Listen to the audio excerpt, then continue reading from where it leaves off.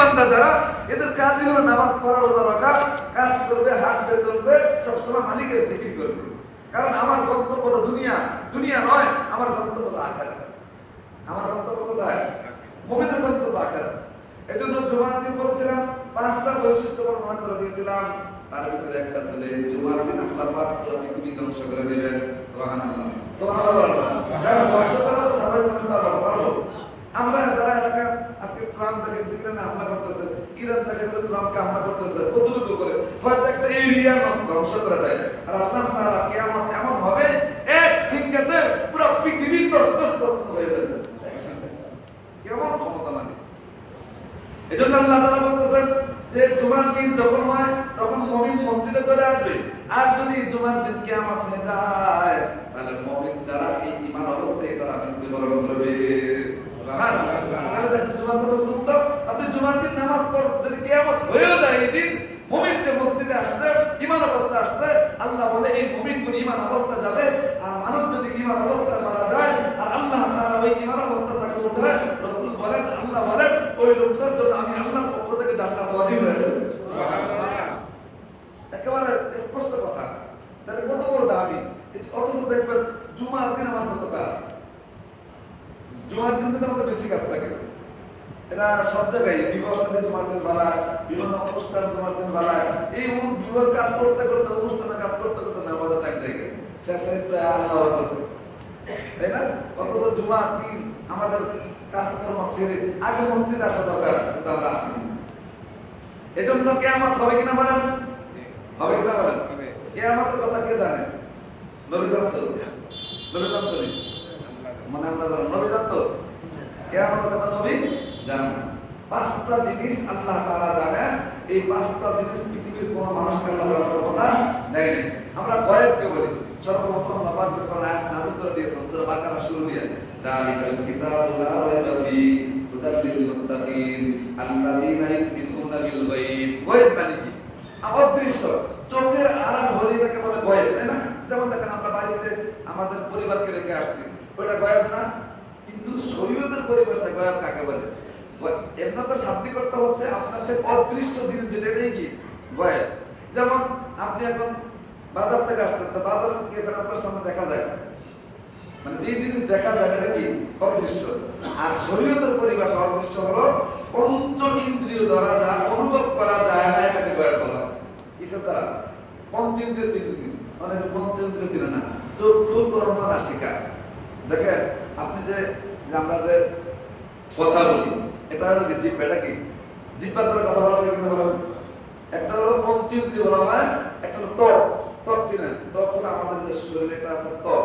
ত্বক মানে বলা হয় আপনার পিছনে যদি কেউ হেলান দেয় অনুভব করেন না, বা আপনার পিছনে যদি কোনো গরম লাগে অনুভব করেন না, এটা হলো ত্বক।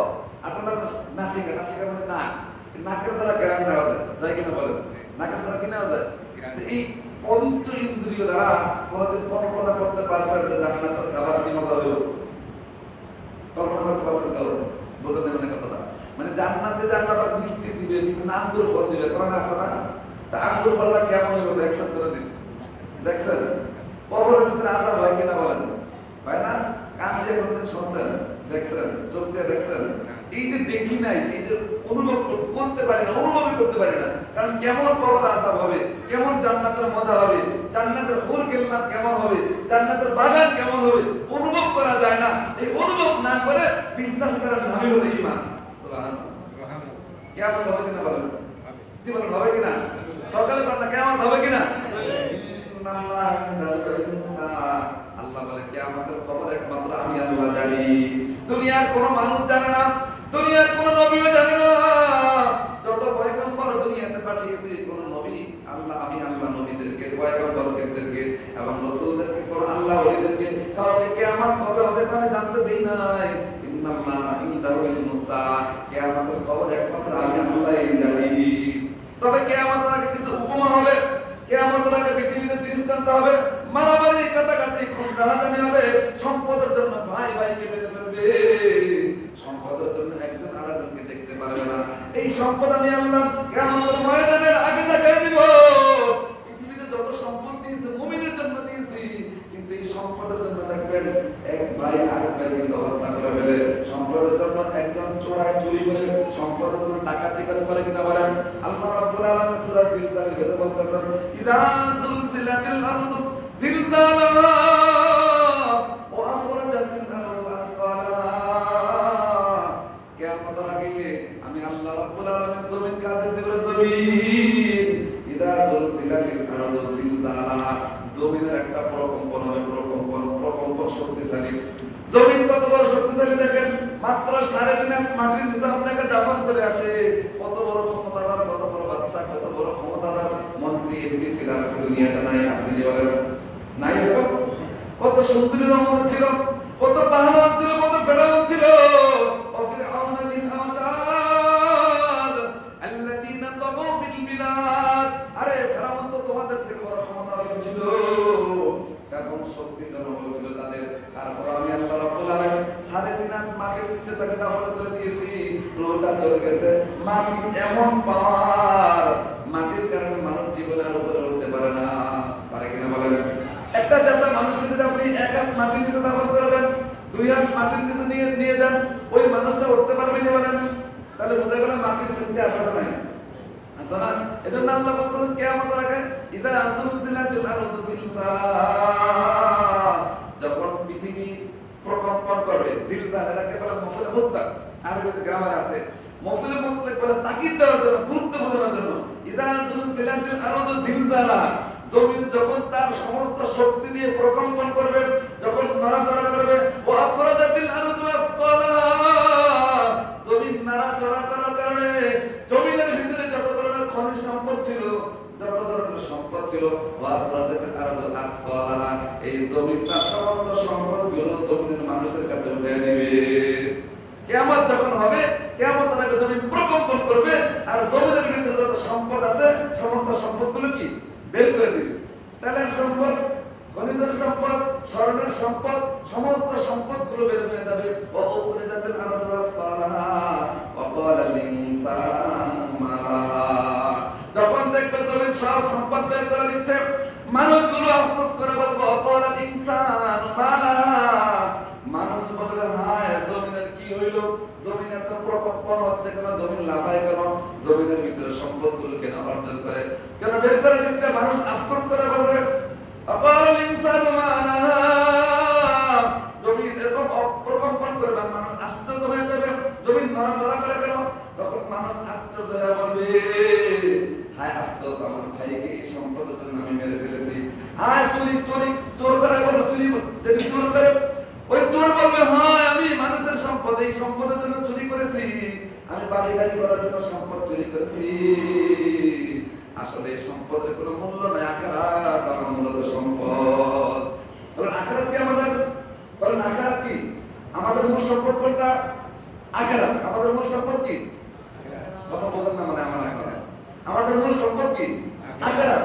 এই জমি গাড়ি, বাড়ি গাড়ি এগুলো কিছু থাকবে না, বাড়ি আছে যাই কিছু দেখি না কেন, এগুলো কিছু কি থাকবে না। কিয়ামতের আগে আমাদের হাদিসের ভিতরে পাওয়া যায়, রাসূল সাল্লাল্লাহু আলাইহি ওয়াসাল্লাম বলেছেন কিয়ামতের আগে এত পরিমাণ মারামারি হবে, খুন রাহাজানি হবে, আর কোন পরিবারে যদি 100 মানুষ থাকে, একজন বাঁচবে মাত্র। কয়জন? ইসরায়েলের যুদ্ধ হবে, তখন কোন মানুষ পরিবারে যদি 100 মানুষ থাকে, একজন মানুষ জীবিত থাকবে, তাহলে দেখেন কি পরিমাণ মানুষ মারা যাবে। ওই একজন মানুষ এত সম্পদ পাইবে, সম্পদ পেয়ে কান্নাকাটি করবে, এই সম্পদের জন্য কত মারামারি। আজকে আমরা দুনিয়াতে মারামারি করে কি নিয়ে? সম্পদ কি বলি? ক্ষমতা না সম্পদ না? ক্ষমতা সম্পদ, টাকা পয়সা সম্পদ, অর্থকরী সম্পদ, নারী একটা সম্পদ, এই সম্পদের জন্য তো মারামারি। অথচ এই সম্পদ আমাদের কিছুই না। রাসূল সাল্লাল্লাহু আলাইহি ওয়াসাল্লাম বলেন এই যে তোমাদেরকে কিয়ামত হবে, অবধারিত অবশ্যই কিয়ামত হবে। আর কিয়ামতের খবর জানে কে? বলেন ইন্নাল্লাহা ইনদাহু ইলমুস সাআ, আরে কিয়ামতের খবর জানে একমাত্র আমার আল্লাহ। দুনিয়ার কোন মানুষ কিয়ামতের খবর জানে না। কিয়ামত এত কঠিন ভয়াবহ হবে, কোন মানুষ যদি গর্ভবতী নারী পর্যন্ত তার সমস্ত বাচ্চাকে প্রসব করে দিবে। ভাই ভাইকে চিনবে না। দুনিয়ার দুনিয়ার ভিতরে সমস্ত পৃথিবী উলটপালট হয়ে যাবে। জমিনের ভিতর থেকে সমস্ত মর্দা মানুষগুলো জীবিত হয়ে উঠবে, সমস্ত মরা মানুষগুলোকে ফেলে দিবে। ওই সময়ের অবস্থা থেকে লক্ষ্য করে আল্লাহ পাক বলেন ফামাইয়া আমাল মিসকালা যাররাতিন খায়রান ইয়ারা ওয়া মাইয়া আমাল মিসকালা যাররাতিন শাররান ইয়ারা। ওই দিন তোমাদের সমাজে এমন এমন আমল আমি আল্লাহ গ্রহণ করব। আজকে দুনিয়ার জমানায় আমল করো, নামাজ পড়ো, রোজা রাখো, আমি আল্লাহ আদেশ করেছি, কিন্তু নামাজ পড়ো না। কত যুবক আছে আজকে দেখেন মসজিদ জুমার দিন সবার শেষে আছে, মসজিদে আযান হয় বলে গান বাজার করে কিনা বলেন, গান বাজতে করে কিনা। আজকে মসজিদগুলো ফাঁকা থাকে। আজকে আমরা নামাজ মনে করি না। আজকে আমাদের সমাজ এমন একটা সমাজ হয়ে গেছে, যুবকরা আজকে মোবাইলের কাজে ব্যস্ত।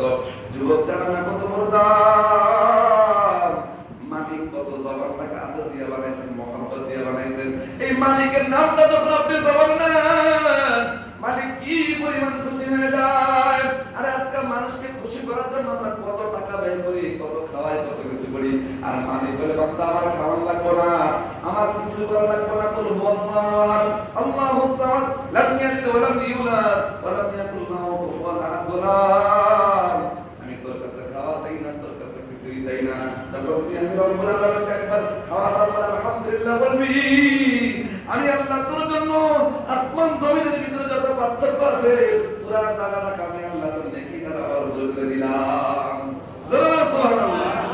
আল্লাহ তাআলা আলহামদুলিল্লাহ। কোন মানুষ যদি বলেন এই যে জবান এত দাম, দেখুন জবান কত বড় দাম। একটা বিবাহের আগে একটা নারী আমার জন্য হারাম কিনা বলেন, বিবাহের আগে নারী আমার জন্য হালাল হারাম কিনা বলেন, হারাম না?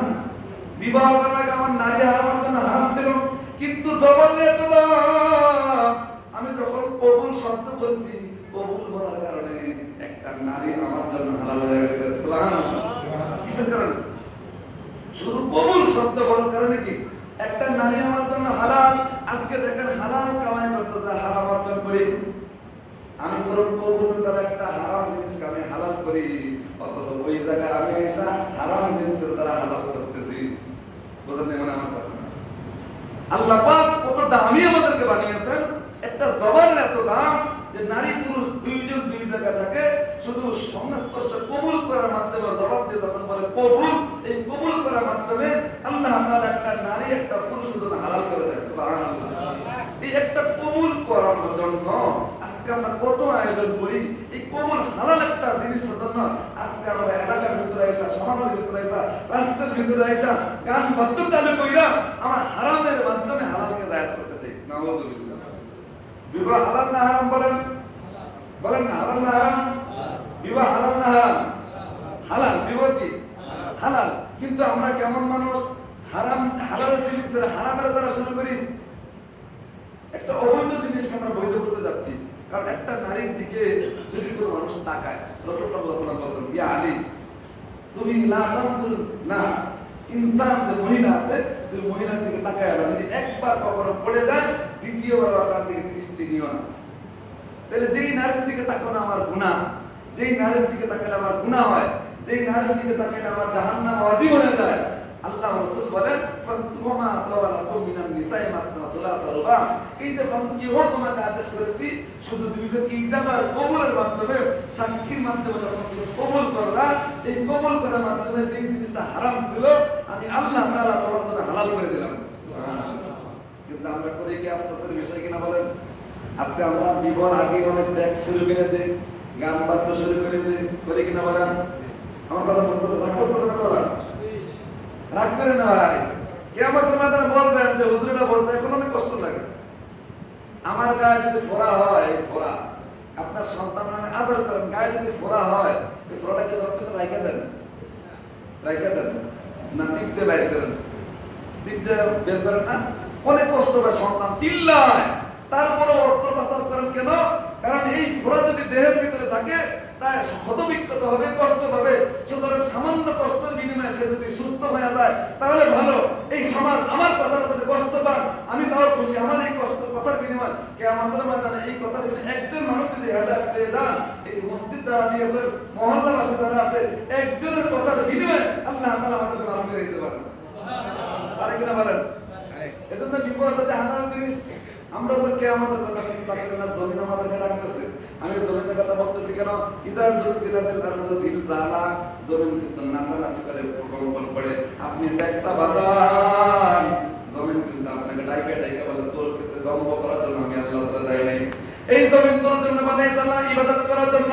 এই জমিন আমি আল্লাহকে আমাকে ইবাদত করার জন্য। দেখেন সাব্বাহা লিল্লাহি মা ফিস সামাওয়াতি ওয়াল আরদ, আসমান জমিনের ভিতরে গাছপালা তরুলতা জমি জাগে তাসবিহাত করে কার বলেন? বলেন না আল্লাহ। গাছে তাসবিহাত করে কিনা? জমিনে তাসবিহাত করে কিনা? সূর্য তাসবিহাত করে কিনা? আকাশ নবমণ্ডল ভূমণ্ডলে যা আছে আল্লাহ বলেন সাব্বাহালিল্লাহি মা ফিস সামাওয়াতি ওয়া মা ফিল আরদ।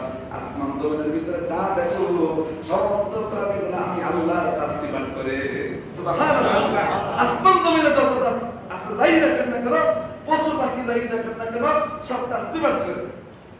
তাহলে সব তাসবিহাত করে, কিন্তু তাদেরকে আল্লাহ বেশি ভালোবাসেন কিনা বলেন? গাছের আল্লাহ বেশি ভালোবাসে না? না জমিনকে আল্লাহ বেশি ভালোবাসে না? গাছকে আল্লাহ বেশি ভালোবাসে না? মাছকে আল্লাহ বেশি ভালোবাসে না? আল্লাহকে গোলাম তাদেরকে আদর করে বানাইলাম, মহব্বত করিলাম। এই সমস্ত প্রাণীগুলো তাসবিহ করে, তাসবিহ আমি গ্রহণ করি না। কিন্তু তুই যদি একবার আল্লাহ ডাক দেস, এই আল্লাহটাকে আমি আল্লাহ খুশি হয়ে যাই। তাহলে গাছও তাসবিহাত করে, মাছও তাসবিহাত করে, জমিনও তাসবিহাত করে, এদের তাসবিহ আল্লাহ গ্রহণ করে না, কত ভালোবাসে না? আপনাকে আমাকে আল্লাহ যে পরিমাণ ভালোবাসেন। আর আমি আর আপনি কি করি? জমিন দিছে আমার জন্য। একটু চিন্তা করেন, এই জমিনে যাবেন ট্যাক্স বাজাচ্ছেন, আপনার পাশে তো কবরস্থান আছে। আরে আপনার বাবা তো কবরস্থানে ঘুমায় আছে, আপনার দাদা তো কবরস্থানে ঘুমায় আছে, আছে না ভাই? কি বলেন? নাই? এমনও হতে পারে যে আমরা যে এই মসজিদের কথা বৈশা আছি, এমনও হতে পারে মসজিদের পিছের কবরস্থান আছে, আমি আপনি জানি না। থাকতে পারে কিনা বলেন? পারে না? কারণ এই জমিগুলো তো আস্তে আস্তে উঁচু হয়। দেখবেন আমাদের জমিগুলো উঁচু হয় এক এক সময়, মানুষ উঁচু করে। অতীতকালে যে দেখা গেছে, আপনারা বিভিন্ন এই টিভি চ্যানেলের মাধ্যমে বা খবরের মাধ্যমে জানেন যে পুরানো 100 বছর 200 বছর ঐতিহ্য এরকম মন্দির পাওয়া যায়, মসজিদ পাওয়া যায় না? তার মানে অনেক ঐতিহ্য আছে। আপনার যেই বাড়িতে আপনি ডেস্কটা বাজাচ্ছেন, গান বাজাচ্ছেন, বিবাহ শাদীগুলো কিরকম না, আপনি যে গানটা বাজাচ্ছেন, এই গানের যে আপনার বাবা যদি কোরবানি ঘুমায় থাকে, আপনার বাবাকে তো এই ডেস্কের বিনিময়ে জাহান্নাম দিয়ে দেবে। কি বলছেন? একটু চিন্তা করলেই তো হয়, বেশি কিছু লাগে না। আল্লাহ বলছেন নামাজ পড়ো, আমি নামাজ পড়বো, রোজা রাখবো, আমি ইবাদত করলেই তো আমার দায়িত্ব। তোমার দায়িত্ব আছে আমার? খাওয়ার দায়িত্ব কার? বলেন না কার? খাবার দায়িত্ব কার?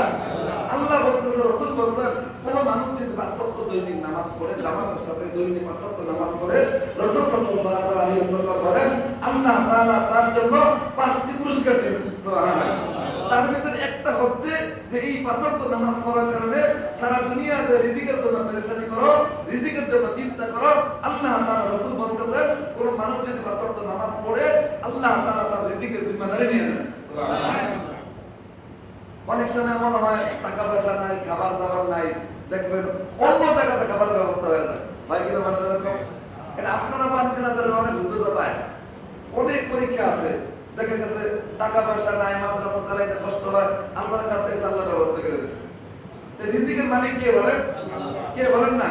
আর আপনি খবর নিয়ে দেখেন, আপনি এত কোটিপতি, আপনার দাদা না খেয়ে মরছে, আসলে এরকম সমাজে আপনি খবর নিয়ে দেখেন না, আপনি অনেক টাকা পয়সার মালিক, আপনার দাদা না খেয়ে মরছে। আবার অনেক সময় দাদা অনেক কোটিপতি, কিন্তু নাতি না খেয়ে মরতেছে। সমাজে আসলে না হয়েছে। এই জন্য আল্লাহ বলতেছেন ইদা যুলজিলাতিল আরদু জিলজালাহা, গোলাম কিয়ামত অবশ্যই হবে। ইন্নাল্লাহা ইনদাহু ইলমুস সাআ, কিয়ামত অবশ্যই হবে, এর ভিতরে কোনো সন্দেহ নাই। কিন্তু কিয়ামতের আগে তুমি যে কাজগুলো করতেছো, এই জমিন আমি আল্লাহকে দিয়ে ইবাদত করার জন্য, সিজদা করার জন্য, এই মুমিনের কথা দেখেন ভাইরা, অন্য অন্য নবীরা যারা ছিল, এদের জন্য একটা স্থায়ী জায়গা ছিল, এই জায়গায় ইবাদত করতে পারতো। যেমন আপনি গির্জা, খ্রিস্টানদের গির্জাদের নাম শুনছেন না? খ্রিস্টানদের উপাসনার নাম কি? গির্জা। ওদের ইবাদত কি? ওই গির্জার ভিতরে ইবাদত করলে ইবাদত হয়, বাকি জায়গায় করলে ইবাদত কি হয় না। হিন্দুদের দেখবেন টাইম আছে, ওদের মন্দিরে যে ইবাদত করে, আসা নাকি হয় না, তাই না? কিন্তু আমাদের জন্য আল্লাহ পাক আইনাল আওয়ালিন ওয়াল আখিরিন বাহার সাদাকা রাহমাতাল লিল আলামিন সাইয়্যিদুল কাউনাইন খাদমুল মুরসালিন আখিরা মাদবুদ ফখরুল আওয়ালিন শুধু ওজুদাস রাহমাতাল লিল আলামিন মসজিদে শুধু আমার এজবিন। আল্লাহ রাব্বুল আলামিন আপনার আমার পয়গম্বরের মাধ্যমে আমাদেরকে এত পরিমাণ ভালোবাসেন। নবী আলাইহিস সালাতু ওয়াস সালাম বলেন, অন্যান্য নবীদের যত ইবাদত একটা নির্দিষ্ট জায়গায় আছে, আর আমার জন্য, আমার খাতিরে, আমার উম্মতের জন্য আল্লাহ রাব্বুল আলামিন পৃথিবীর যে কোন প্রান্তে যদি নামাজের টাইম হয়ে যায়, মুসাল্লা দাঁড়িয়ে যায়, আল্লাহ তাআলা তার নামাজগুলো কবুল করে নেন। আপনি ঘরে নামাজ পড়েন, নামাজ কবুল, বাজারে নামাজ পড়েন, নামাজ কবুল, কিন্তু অন্যান্য উম্মতের এই সিস্টেম চালু ছিল না। তাহলে আল্লাহ পাক এই জমিন বানিয়েছেন ইবাদতের জন্য। এই জমিনে হারাম কাজ করব না, এই জমিনকে হারাম মুক্ত করবো ইনশাআল্লাহ, করবো তো ইনশাআল্লাহ। সমাজের যুবক যারা আছে তৈরি হয়ে যান ভাই। আপনি এই যুবক কয়েকদিন থাকবেন, এই যুবক কত যুবক দুনিয়া থেকে চলে গেছে, আপনার মতো কত যুবক একটু রেডি হন না। এলাকায় বিবাহ শাদী হবে, এখানে কোনো আইন দরকার নাই, রাষ্ট্রীয় আইন দরকার নাই। নিজের বিবেককে প্রশ্ন করেন, আমার ধর্ম আগে, রাষ্ট্র পরে, আমার ইসলাম আগে, রাষ্ট্র পরে, আমি আমার ইসলাম আগে, আমার পরিবার পরে। আগে নিজে বাঁচো, নিজের ইসলামকে ঠিক করো, তারপরে তুমি সব পাইবা। আর তুমি তো মারা গেলে রাষ্ট্র চলবো, তুমি থাকলেও রাষ্ট্র চলে, চলে কিনা বলেন? এজন্য আমরা সামাজিক ভাবে সকলে এখানে অনেকে পুলিশ আনে বা অনেকে এটা দেখতে দরকার নেই। তো আপনি নিজের বিবেককে প্রশ্ন করেন যে আমি যে জমিনের ভিতরে দিব একটা হালাল জিনিস, হারাম জিনিসকে হালাল করতেছি, তা হারাম জিনিসকে হালাল করতে যায় আমি কেন হারাম জিনিস করবো? কথা বলছেন আমার? একটা হারাম জিনিসকে কি করতেছি? হালাল বানাচ্ছি আমি। তাহলে হারাম জিনিসকে হালাল বানাইতে যায় হারাম কাজ করতেছি, তাহলে আমার লাভ না লস? লস না? এজন্য আল্লাহ তাআলা আপনাকে আমাকে আখিরাত প্রতি তৌফিক দান করুন। আমাদের প্রত্যেকটা কাজকে আল্লাহ তাআলা ইসলামের জন্য কবুল করুন, আমিন।